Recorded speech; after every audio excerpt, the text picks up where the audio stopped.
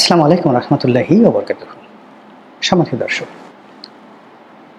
রাজনীতির সুবাতাস সম্ভবত আমাদের তকদিরে নেই। হঠাৎ করে আমাদের দেশের বিভিন্ন রাজনৈতিক পট পরিবর্তন হয়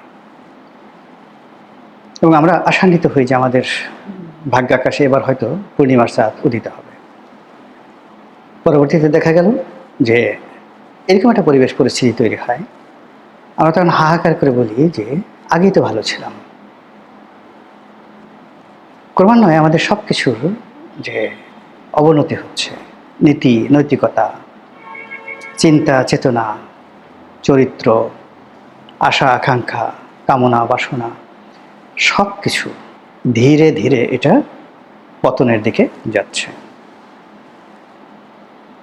আমরা যখন শৈশব কাটাতাম, আমাদের গ্রামে, বেশিরভাগ গ্রামে ৩ থেকে ৪ জন মুরব্বী থাকতেন এবং অনেক ভালো মহিলাও ছিলেন। গ্রামের সমস্ত মহিলারা তাদের টাকা পয়সা, সোনা গহনা তাদের কাছে জমা রাখতেন। পুরুষেরা তাদের টাকা পয়সা তার কাছে জমা রাখতেন। আবার ৪ বছর ৫ বছর আসতেন, এর মধ্যে তিনি যদি মরেও যেতেন, আজ পর্যন্ত শুনিনি যে গ্রামে যাদেরকে বিশ্বাস করা হতো তারা কেউ বিশ্বাসে অন্যথা করেছে। এমনকি যারা সুদের ব্যবসা করতেন, বিশেষ করে কর্মকার সম্প্রদায়ের যারা লোকজন, তারা গহনা গাঁটি বন্ধক রাখতেন, সুদে টাকা দিতেন। ছোট্ট একটা খাতায় নিজেরা লিখে রাখতেন, এই গহনা নিয়েছি অমুকের কাছ থেকে, উনি এটার বিনিময়ে ৫০০ টাকা নিয়েছে, প্রতি মাসে আমাকে এত টাকা দেবে। আজ পর্যন্ত সেই এখনকার এই যুগ হয় না, কিন্তু যতদিন আমি ছোটোকালে সে ৭০-এর দশক ৮০-এর দশক পর্যন্ত আমি বলতে পারি, কখনো কোনো গ্রাহক, মানে যারা এখন ধরেন আমরা ব্যাংক থেকে লোন নিচ্ছি বা অমুকের কাছে লোন নিচ্ছি, কিন্তু এরকম স্বর্ণকারের কাছে স্বর্ণ বন্ধক রেখে প্রতারিত হয়েছে আমি আমার জীবদ্দশায় শুনিনি। অর্থাৎ এই মানুষগুলো সমাজে ছিল, কিন্তু এখন ব্যাংকের অ্যাকাউন্ট থেকে টাকা নিয়ে যাচ্ছে। ছোট ছোট অসংখ্য এনজিও থেকে বড় বড় এনজিও, সে ব্র্যাকের মতো এনজিও মানুষকে টার্গেট করে সর্বনাশ করে দিচ্ছে। এবং এই সমাজে গরিবের রক্ত চুষে যেভাবে একজন মানুষ বড় হতে পারে, গরিবের রক্ত চুষে যেভাবে একটা মানুষ তাড়াতাড়ি ধনী হতে পারে, এটা অন্য কোনো ব্যবসা বাণিজ্য দ্বারা সম্ভব নয় এবং পৃথিবীর অন্য কোনো দেশে সম্ভব নয়। আপনি আমাদের দেশের টপ 50টা এনজিওকে আনেন, দেখেন আজ থেকে 30 বছর আগে তারা ঢাকা শহরে ছোট্ট একটা রুম নিয়ে অফিস শুরু করেছিল। এখন তাদের হাজার হাজার কোটি টাকা তারা সয় সম্পত্তির মালিক হয়েছে। কিন্তু তাদের দ্বারা এই দেশের, এই সমাজের উপকার হয়েছে, জনগোষ্ঠীর উপকার হয়েছে, তাদের ঋণ নিয়ে ধনী হয়েছে, সচ্ছল হয়েছে, আপনি খুঁজে পাবেন না। বরং তাদের দ্বারা সর্বশান্ত হয়েছে, সব কিছু হয়েছে, এরকম অসংখ্য উদাহরণ। ফলে কি হলো, আমাদের যে চরিত্র, সেই চরিত্রের মধ্যে যে প্যাথোলজিক্যাল, অর্থাৎ রক্ত মাংস, মল মূত্র, কফ, নাকের ময়লা, চোখের ময়লা, কানের ময়লা, সব কিছু এতটা বিষাক্ত হয়ে গেছে যে এই জায়গা থেকে শুধুমাত্র ক্রিমিনাল তৈরি হচ্ছে।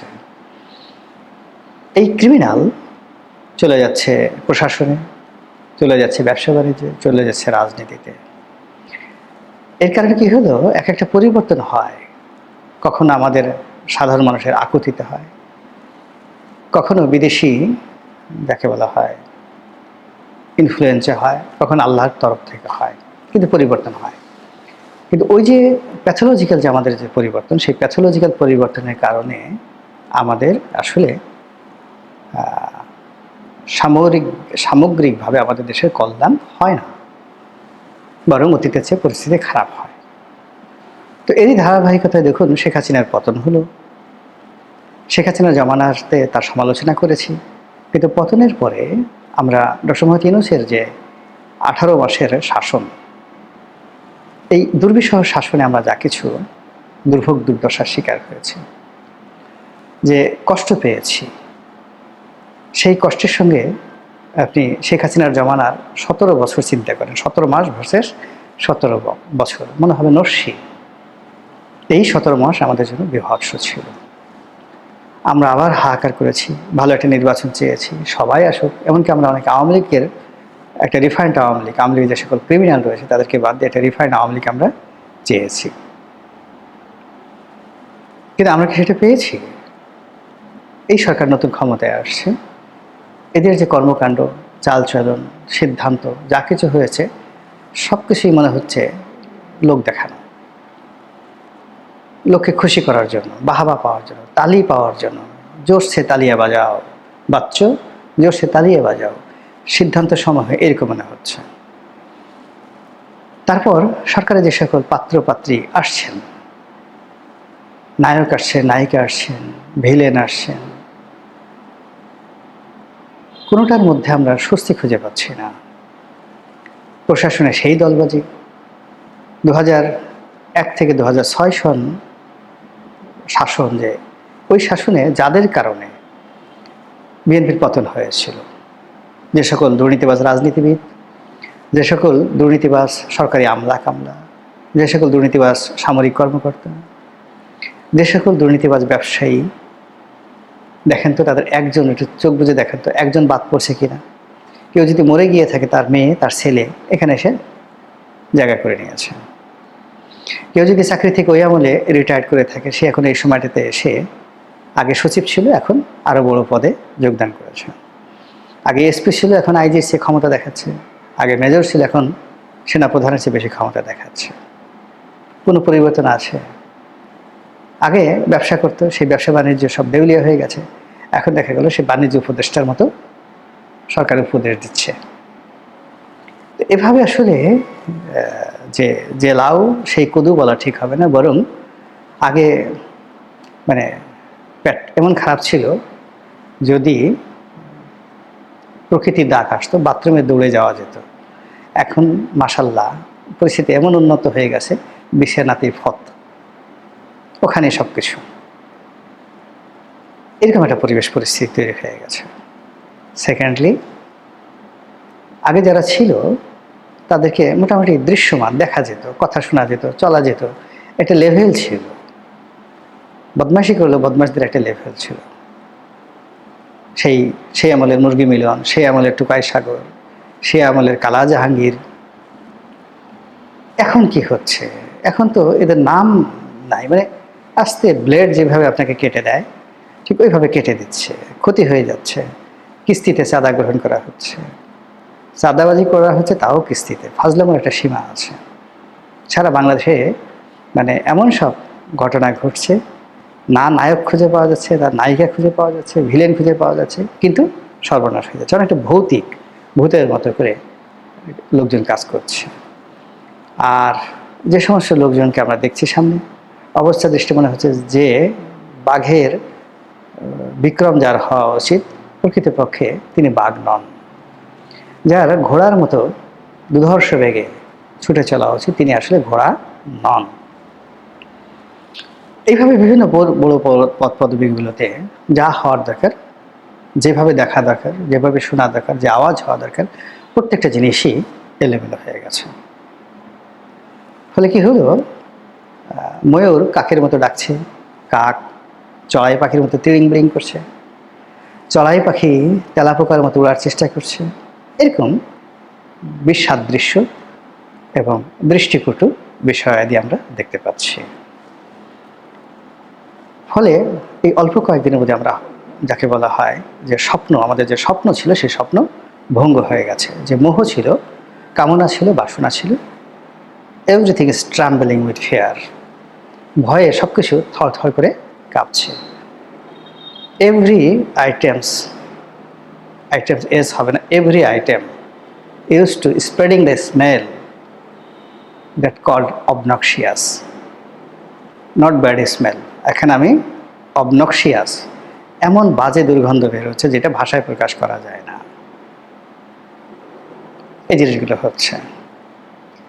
এর সঙ্গে সঙ্গে বৈশ্বিক আবহাওয়া, পৃথিবীর যে আবহাওয়া, এটা নষ্ট হয়ে গেছে। এক, ইউক্রেন যুদ্ধ এবং করোনা শেখ হাসিনা সমস্ত অর্জনকে ধুলিয়ে মিশিয়ে দিয়েছে।